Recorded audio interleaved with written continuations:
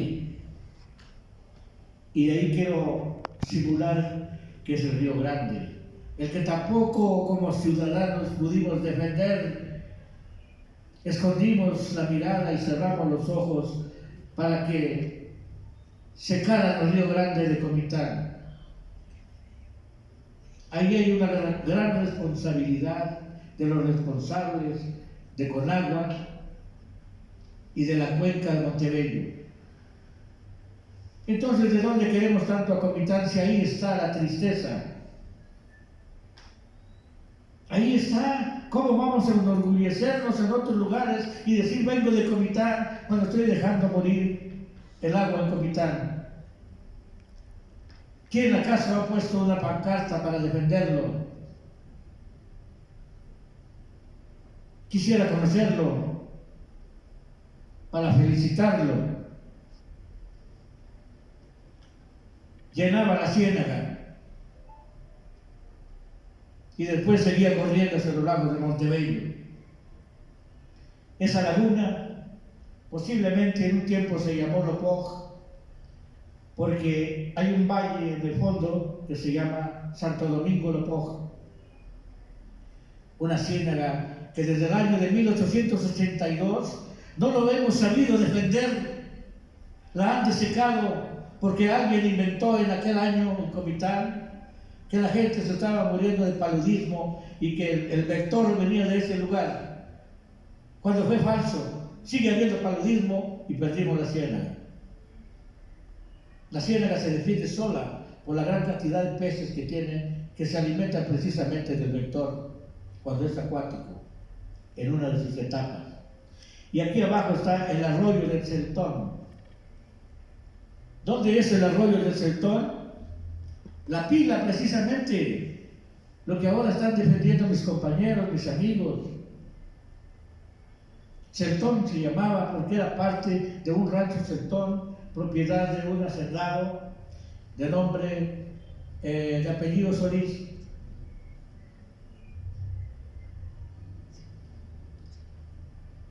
La llegada de los conquistadores aztecas, algunos escritores lo ponen en el año de 1482, otros en el año de 1486.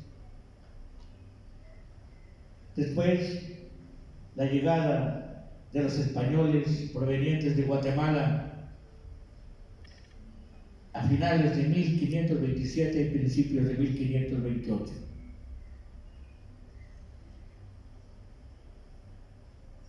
La leyenda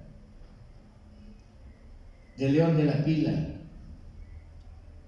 Esa leyenda habla de un león de melena, no habla del cuadrúpedo que está puesto enfrente a los chorros, de un puma.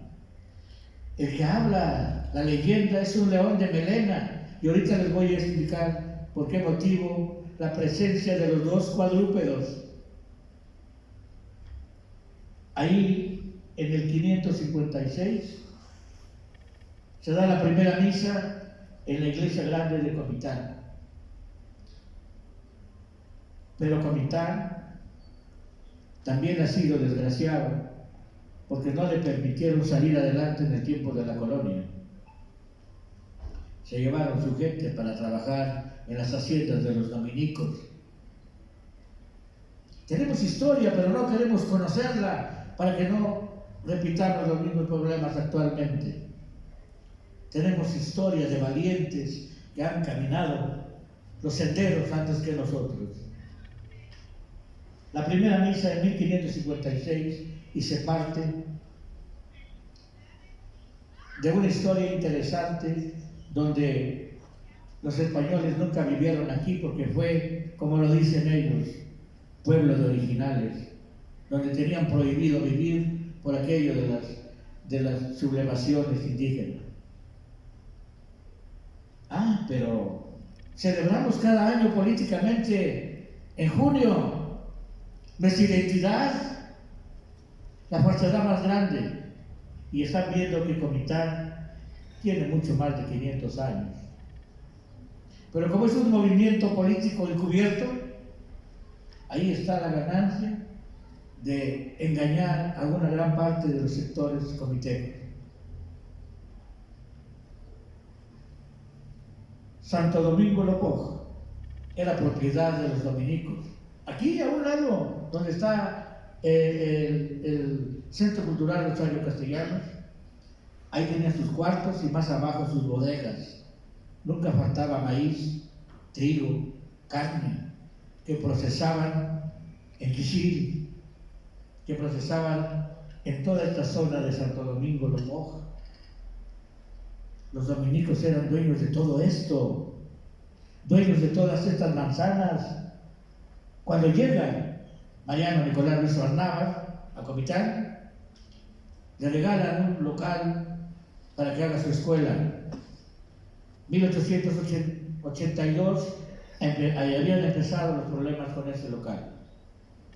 Llegan los contras, hacen un frente, corren a don Mariano N. Ruiz y fundan el Mercado 1 de Mayo. Esa historia, ¿por qué no nos cuentan? ¿Por qué nada más nos dicen que el jefe político Eleuterio Aguilar fundó en 1900 el Mercado 1 de Mayo y la Plaza Central? Les invito a que conozcan al jefe político militar Eleuterio y luego platicamos. El Río Grande, bueno, siempre propuse a que algún poeta de Comitán se burlara del Río Grande de Comitán y tuve que investigar para hacer una defensa y lo logré, y en vida lo discutimos en público. El Río Grande se llama porque decía él que ni es grande ni es río. La Ciénaga tiene muchos vertientes que son arroyos pequeños, como el del Chatón, como el de las Tinajitas, como el Yucum, como el de la Tapadera. Y el más grande de esos arroyitos era el Río Grande de Comitán. Ahora ya no lo podemos defender ni como río ni como grande, ya lo secaron. Después lo encontramos la Ciénaga con el nombre de Manga de Clavo, y después como la Ciénaga. Y ahora ni Ciénaga es, desde 1882. Material que lo hemos ido trabajando con el tiempo y el espacio. Dibujamos lo mismo, pero aquí quiero mostrarles algo importante. El Río Grande, la pila de la que vamos a hablar ahora.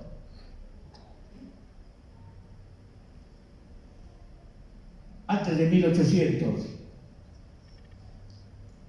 la pila son trabajos coloniales que existían antes de 1800. Eran dos pilas, la pila grande de San Caralampio, la pila primera y la segunda, que se llama la pilita seca. Esa pilita seca que le dio sustento a la industria de la lana. En el barrio de la lana, antes no había barrio de la lana y barrio de San Caralampio, barrio de la pila, era uno solo. Eso era todo Comitán. Y ahí las mujeres campesinas empezaban a trabajar la lana para vender y pagar los tributos. Las mujeres ahí sufrieron y dejaron muchas vidas. Pues ahí vamos a trabajar antes de 1800 en esta tarde, con material inédito, que es la primera ocasión que lo presento, dado a la importancia de lo que están defendiendo. Después vamos a dar un salto al año de 1811 y al año de 1812, cuando Comitán y Chiapas pertenecía a Guatemala. Imagínense, si realmente lo que se quiere es cuidar el agua de la pila, ¿por qué no hacen proyectos como este y llenar a los barrios donde falta agua, donde han autorizado fraccionamientos que no van a poder atender ni con luz, ni con agua, ni con drenaje. ¿Por qué autoriza pues la autoridad esos fraccionamientos que son el verdadero problema de que carezcamos de agua? Hay que hacer conciencia y hablarlo con los políticos sin pelear, sentarnos en la mesa y hablarlo, dialogarlo, vencerlos porque tenemos la razón.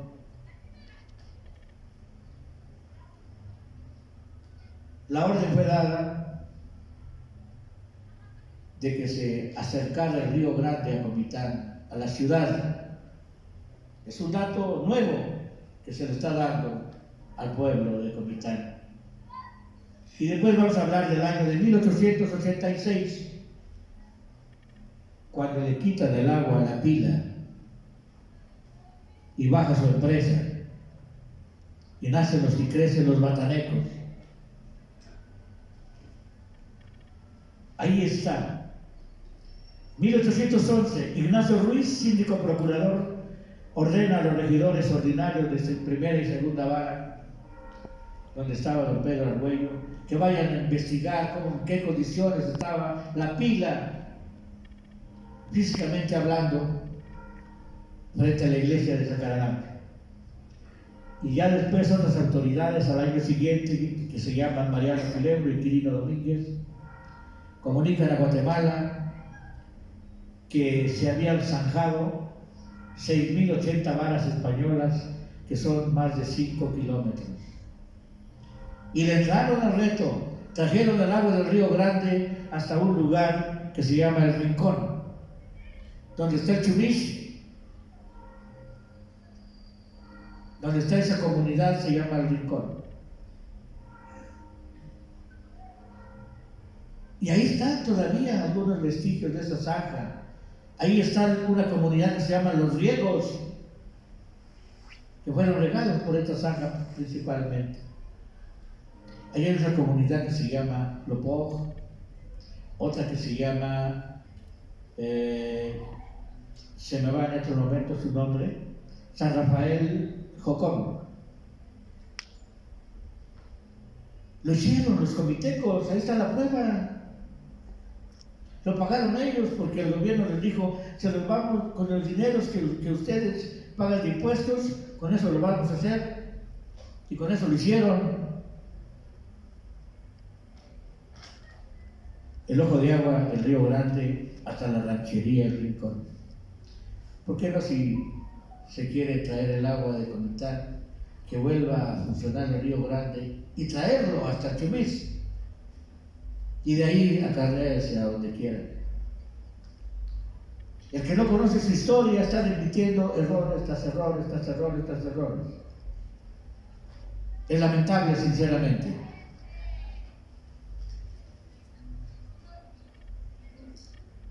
Esta pila existe, abajo, la pila de abajo existe, o existió, y hace algunos meses desapareció a golpe de marro, en una parte de la pila que estaba en el cerro.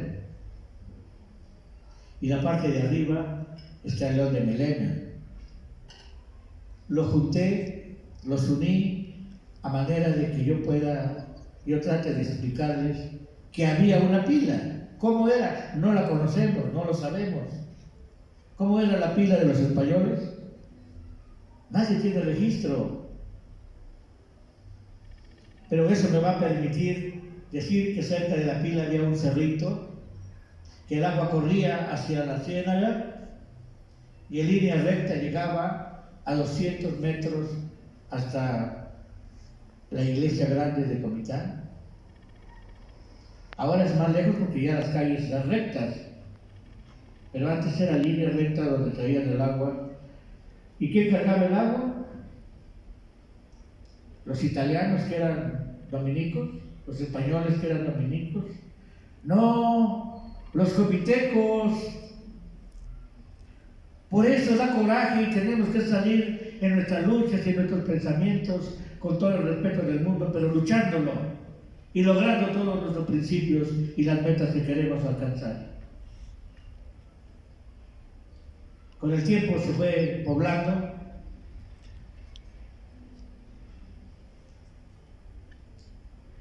Es una forma de tratar de expresarles cómo se fue formando ese lugar de la pila y podamos quererlo más algún día. Ahí dicen que a mediados del siglo XX, lo copié tal cual de la fuente, y no fue a mediados del siglo XX, del siglo XIX, indica ahí. Nosotros hemos ubicado, porque esto es una leyenda también, solamente existen 2 documentos. Pueden haber más que no los hemos encontrado.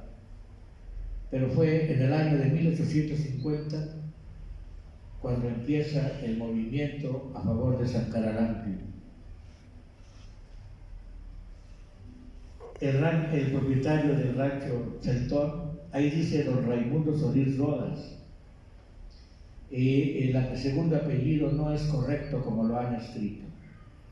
Nada más se conoce el señor con un apellido, Raimundo Solís, no hay Rodas. Compró a un soldado cubano, dice la leyenda, de apellido Otero, que venía del centro de la República, literatura y una estampa del mártir de Cristo San Caralampio, y lo consideró el patrono de su propiedad, atendiéndolo en el oratorio de su casa. Aquí hay que hacer algunos comentarios. Esta leyenda, porque no existe nada escrito, es una tradición oral. Puede ser cierta por los nuevos documentos que acabamos de encontrar en el norte de México, en Monterrey, en el año de 1856, donde primero está la primera capilla de San Caralampio. Lo vamos a ver más adelante. Entonces, no es literatura, era una novena. Y no era una estampa del mártir, era un relicario que fue el que se mandó a Guatemala para hacer el dibujo que está abajo. Este es el dibujo más antiguo de San Caralampio, hecho en Guatemala, pintado en Guatemala. Y dice, San Caralampio llegó de boca a oído. No llegó como los dominicos, con todas las personas tocando tambor y pito adelante. Llegó el silencio en el año de 1852. Y además, en otros lugares, los ponían nada más en su casa, los altares de San Caralampio. Llegó 300 años después de los dominicos. Por eso la ignorancia de muchos en cuanto a su vida. En 1826, la vacuna de la viruela estaba caducada en Comitán. En 1827 empezaron los primeros muertos y los primeros enfermos. Cuando quiso despertar el ayuntamiento y dar auxilio en 1828, ya no lo pudieron frenar. Y se murieron muchas gentes. Y llamaron a una cita urgente de cabildo para ver qué iban a hacer. Y comisionan a un regidor para que vaya a todas las haciendas cercanas de todos los ranchos a traer el pus de las vacas para hacer la vacuna. Demasiado tarde. Cientos de muertos en un comitán pequeño. ¿Y quiénes murieron? Los comitepos pobres, los que no pudieron defenderse. Hay que reflexionar entonces ante las circunstancias actuales. ¿Por qué se debe dar un grito respetuoso a las autoridades que nos atiendan? Que hablemos, que dialoguemos, que entiendan que tenemos historia, que nuestra historia es grande. Y en este papel de abajo dice que todos los muertos, porque aquí en el camposanto que está a un lado, todo aquí enfrente era un camposanto, ya no cabían los muertos de viruela. Y además, la gente pudiente de todo este lugar dijo: sácalos de aquí, nos van a enfermar también a nosotros. Hacen la junta emergente y piden que todos los muertos en peste se vayan al patio de San Sebastián. Y vaya, allá se hace un hospital, un panteón emergente. Pero al estar al frente del parque, también era un campo santo, porque ahí los dominicos vendían los pedacitos para que estuvieran más cerca del cielo. Y si querían ser más cerca de Dios, los metían adentro de la iglesia y los enterraban en las paredes. Pero tenía un precio. Ese camposanto que se abrió en San Sebastián, que es una hacienda que de muchos años atrás tenemos documentos de 1700 de fracción, entre muros de Comitán, una hacienda grande. Tampoco la secta un tiempo lo tiene y luego van a enterrar los muertos en el actual panteón municipal. Así es el origen de este panteón comiteco. Y este es el documento que está en el archivo histórico profesor Víctor Manuel Guillén Rodríguez, donde afortunadamente están los originales. Esta epidemia siguió hasta 1850 y 1862. ¿Qué quiere decir estos años? Que mientras se construía el templo de San Caralampio, seguían las epidemias en Comitán, seguían los muertos. Por eso San Caralampio retoma una presencia muy grande en Comitán, porque cuando vinieron estas epidemias, en Celtón, que era el rancho del señor Raimundo Solís, no se enfermó nadie, no murió nadie. Luego entonces dice: miren, no murió nadie aquí en mi rancho, porque aquí está San Caralampio. Él es el abogado de las pestes y los vientos contagiosos. Véanlo, conózcanlo, y les manda una carta para que levanten una iglesia para San Caralampio y que nos protegieran a los comitecos de las enfermedades y las epidemias. Entonces hay otro texto que dice que, dado al milagro de San Caralampio en el rancho de don Raimundo, los comitecos aceptaron empezar a trabajar, pero dice: yo les voy a regalar el terreno para que lo hagan.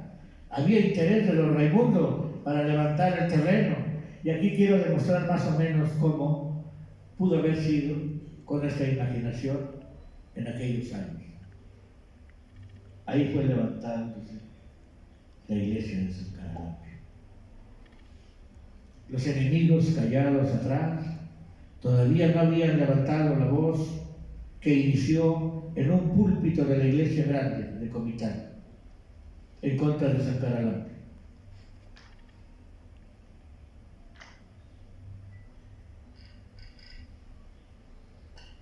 Y ahí está como lo pinta la historia del santo griego. Jesús y el romano fueron construidas por don Vicente Cabrera, y el judío y el romano, que hubo una controversia de que lo habían convertido en judío, lo sacaron y lo alejaron. Pero ahí está todavía.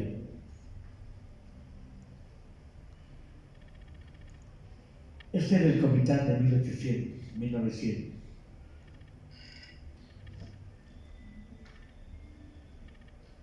Vean, San Caralampio, en línea recta, donde traía el agua a sus jefes, a sus amos. Aquí tenemos la iglesia grande, Nuestro Señor del Calvario, la cúpula de San José que se estaba iniciando por acá. Aquí tenemos San Sebastián, y aquí tenemos parte del hospital antiguo del cuartel, que ahora es el hospital. Alguien dice que es el hospital de los terrenos que donó doña María Ignacia Gandulfo. Eso es falso. El hospital que regaló doña María Ignacia Gandulfo estaba aquí enfrente. Y en el testamento lo establece claramente dónde es y dónde está.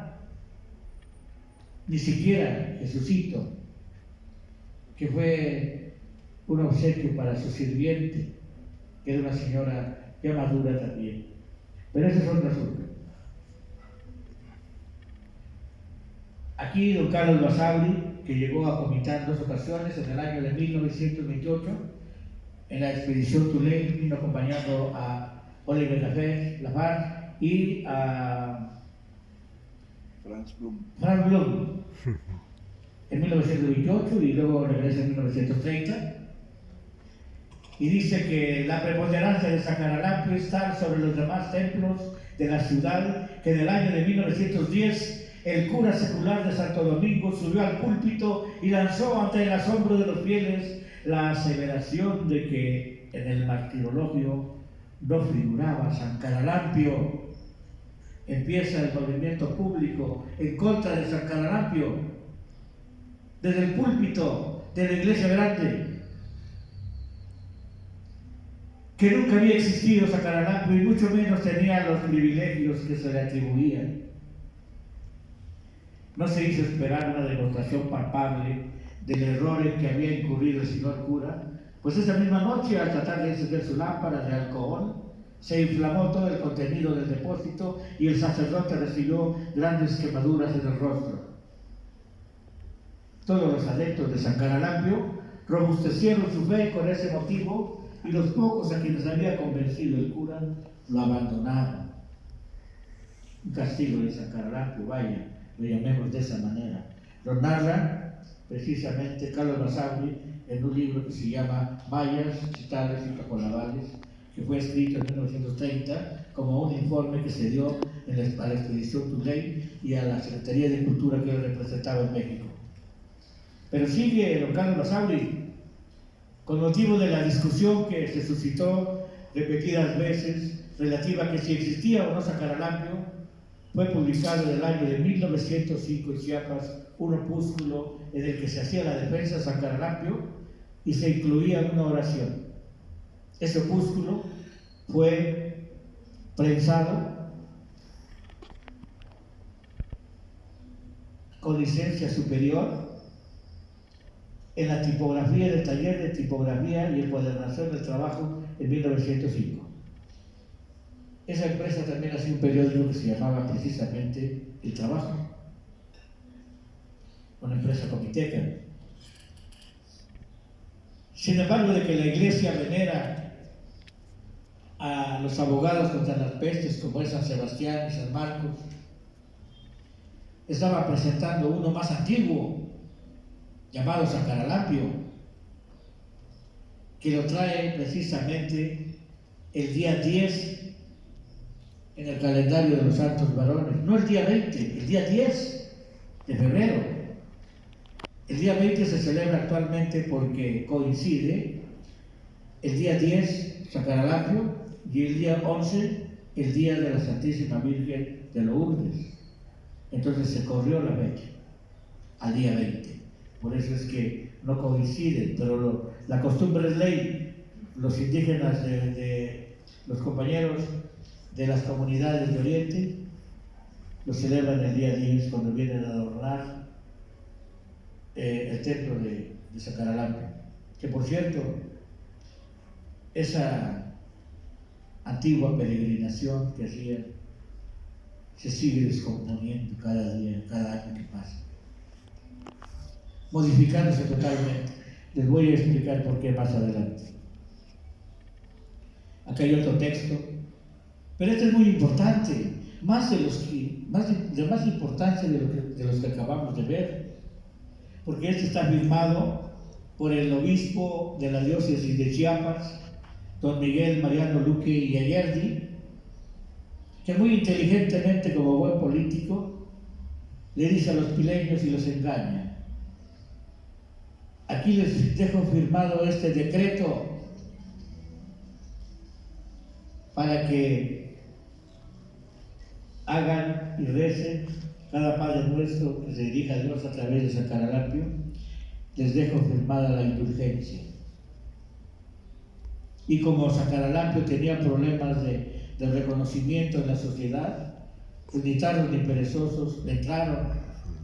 Pero fíjense en la fecha que está firmado, enero 20 de 1886. ¿Qué se celebra el 20 de enero en Comitán?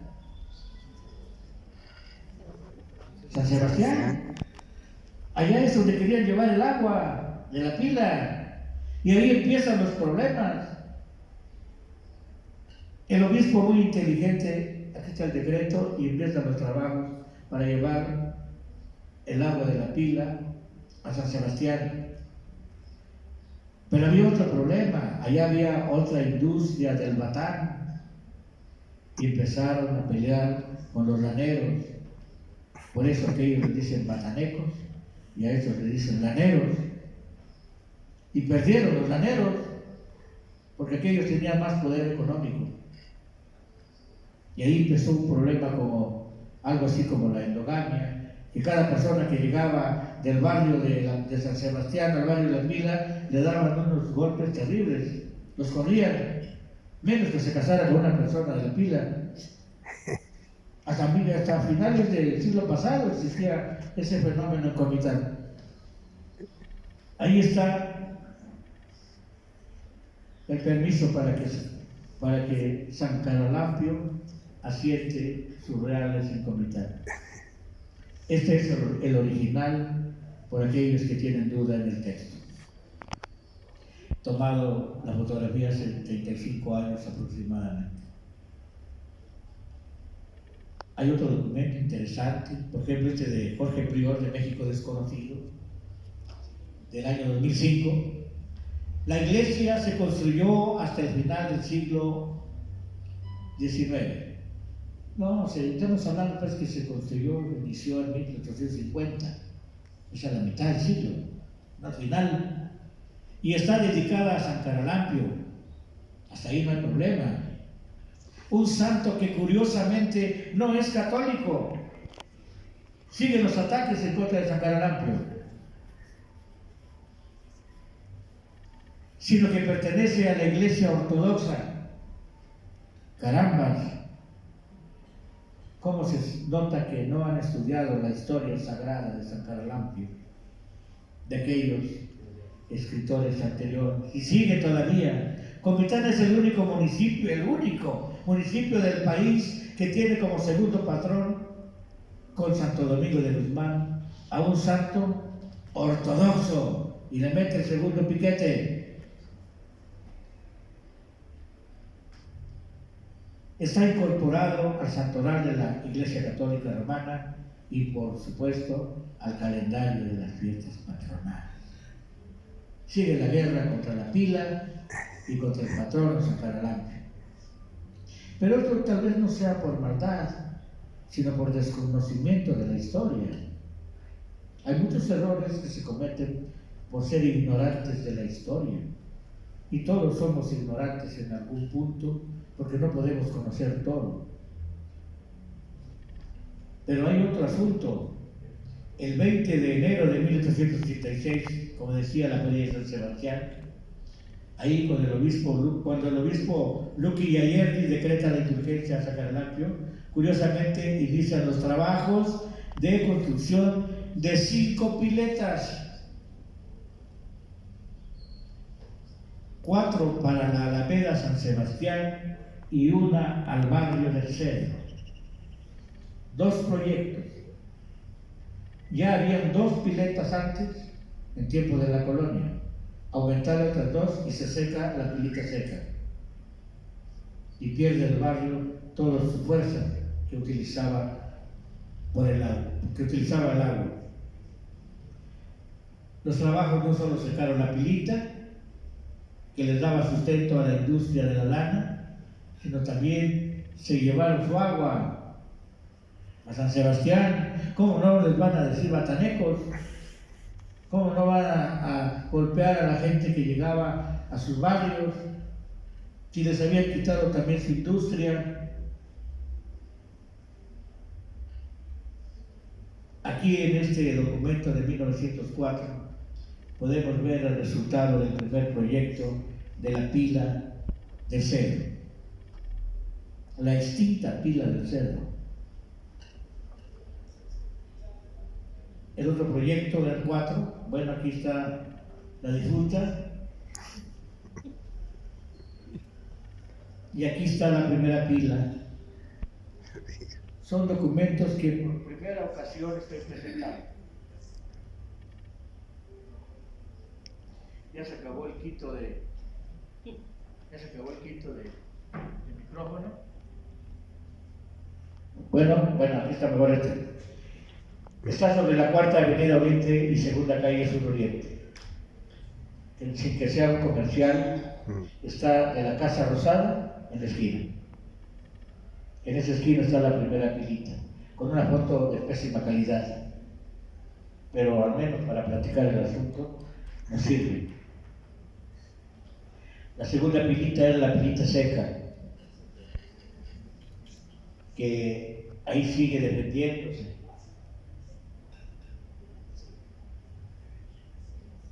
La cuarta pileta está aquí abajo. La tercera pileta está en la Cuarta Avenida Oriente Sur, esquina con Séptima, es decir, de la calle de Zacaralapio a San Sebastián, antes de subir a San Sebastián en la Séptima para llegar al Centro de Salud, en la esquina está marcado donde estaba la tercera pilita. ¿Lo alcanzan a ver? Sí. Aquí. Y la cuarta pila era directamente a la Alameda de San Sebastián, pero ahí no hemos encontrado ningún dato histórico, nada más versiones orales, que como no alcanzó el nivel, lo cambiaron a esta esquina, enfrente de la farmacia de ese barrio, antes de empezar la subida de San Sebastián. Y el agua de Masía seguía una zanja que ahora va por la octava calle. Eso es lo que tenemos de ese proyecto. Documentos importantes para poder hablar de la historia del agua, de la pila. Y es necesario que los del grupo en defensa del agua conozcamos, si quieren podemos tener otra reunión más en corto para que podamos dar más datos y puedan defender con datos verídicos e importantes lo que se tenga que defender. De la misma cuarta, al llegar a la calle central, doblaron el agua que alimentó la fábrica de hielo Cunchavín. En la calle central, entre Cuarta y Quinta Avenida Oriente Sur. Y más abajo, del agua que corría de la pila, se alimentaba el tanque de los caballos a la vuelta. Ese león de melena que está aquí lo regaló el Club de Leones para que fuera instalado en el Parque Central de Comitán, donde tuvo muchos años. Y de ahí lo quitaron y lo fueron a poner ahí en el tanque de los caballos. Este desapareció y se secó también porque mucha gente llegaba a lavar sus carros con el agua del tanque de los caballos y dejaba que el agua corriera en vía pública. Y también porque algunos vecinos se quejaron de que tenían mucha humedad. Por eso el gobierno optó con cerrar esa fuente. Pero el agua seguía corriendo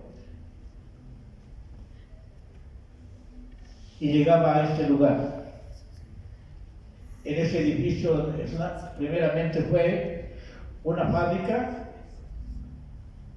de cerillos, es este.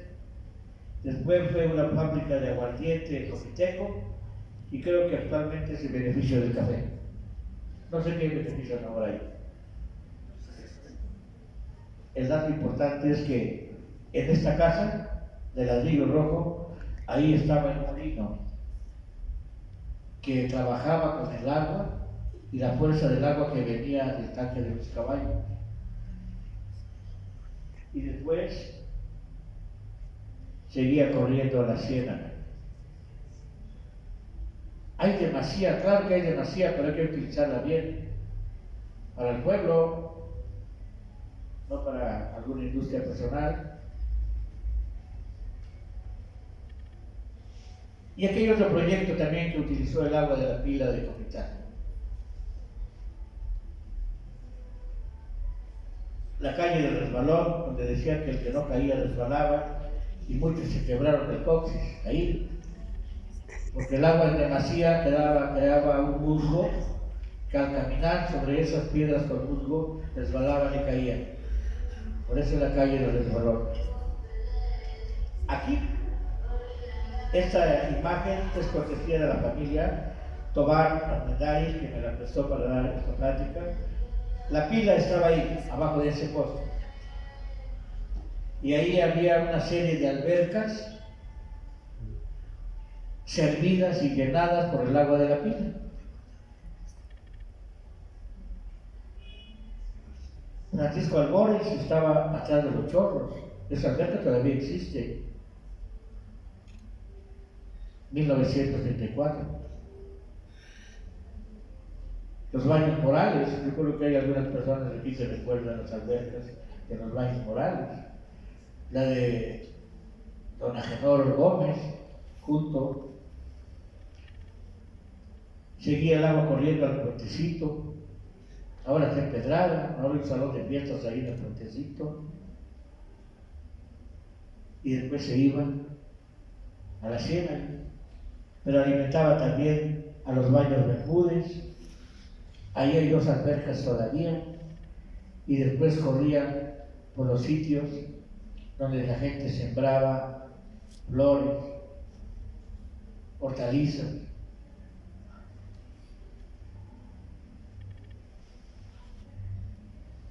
Y aquí está, sigue el pleito con Zacaralambio.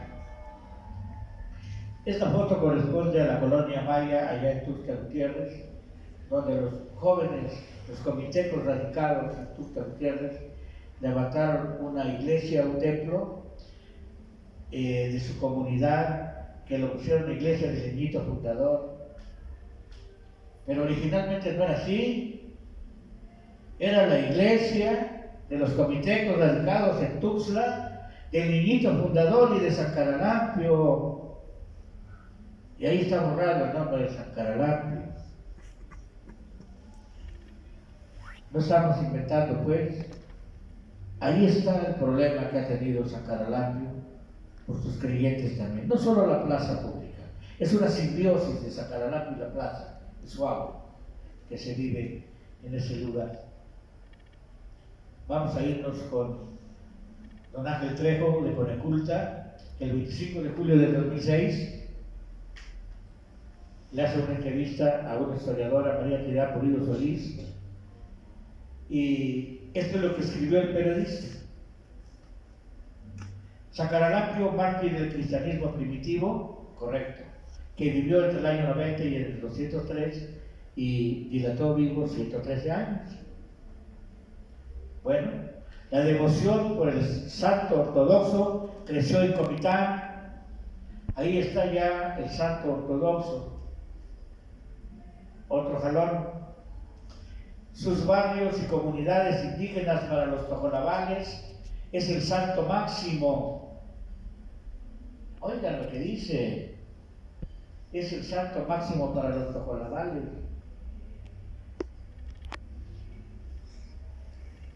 Y es el más milagroso y protector, y hoy es objeto de mayor veneración en la región, integrándose en uno de los principales rasgos de la identidad comiteca por encima del patrono Santo Domingo de Guzmán. ¿Ustedes lo creen? Santo Domingo de Guzmán no ha perdido la supremacía, sigue siendo el patrono de Comitán y el más visitado. En 1935, el presidente de la República, General Calles, dice que se callen y que se borren y que se olviden todos los nombres de los patronos de los pueblos. Y así fue que quitaron al patrono Santo Domingo su fiesta y lo volvieron comercial, fiesta comercial de la marimba y de la música y no sé qué tantas cosas le ponen. Pero no ha perdido supremacía. Hay que tener su fiesta puesta allá, en su lugar. No ha perdido supremacía. Ahora, veamos. Para los tojolabales es el santo máximo. Así como Rosario Castellano no es de Comitán, los tojolabales tampoco son de Comitán. Vienen huyendo hace muchos años de San Mateo Ixtatán, de un lugar donde vivían con los chujes y se vinieron a sentar aquí porque los habían corrido de allá. Desde ahí inicia la presencia tocolabana y comitán. Es por ignorancia entonces que a veces como periodistas escribimos alguna tontería. Ahí está